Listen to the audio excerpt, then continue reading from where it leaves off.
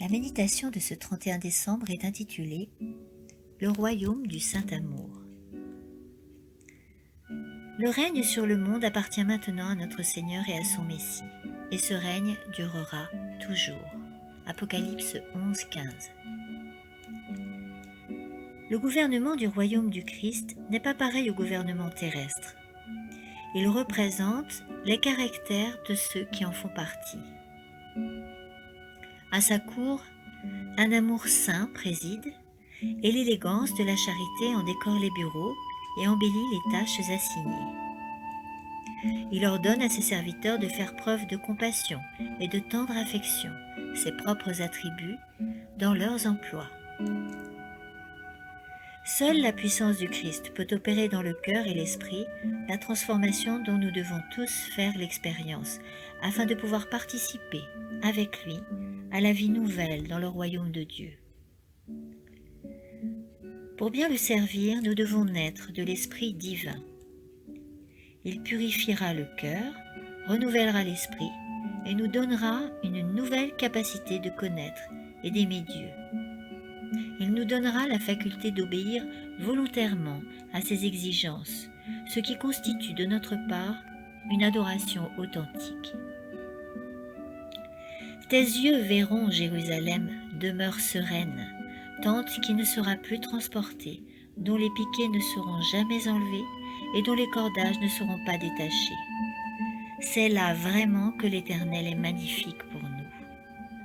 Il nous tient lieu de fleuves, de larges rivières, car l'Éternel est notre juge, l'Éternel est notre législateur, l'Éternel est notre roi. C'est lui qui nous sauve. Aucun habitant ne dit « Je suis malade ». Le peuple qui demeure à Jérusalem reçoit le pardon de sa faute. Ésaïe 33, 20-24. Le Seigneur nous exhorte en disant « Réjouissez-vous plutôt, et soyez à toujours dans l'allégresse, à cause de ce que je crée. Car je crée Jérusalem pour l'allégresse et son peuple pour la joie. Je ferai de Jérusalem mon allégresse et de mon peuple ma joie. On n'y entendra plus le bruit des pleurs et le bruit des cris.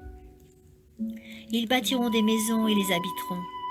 Ils planteront des vergers et en mangeront le fruit. Ils ne bâtiront pas des maisons pour qu'un autre les habite. Ils ne planteront pas pour la nourriture d'un autre.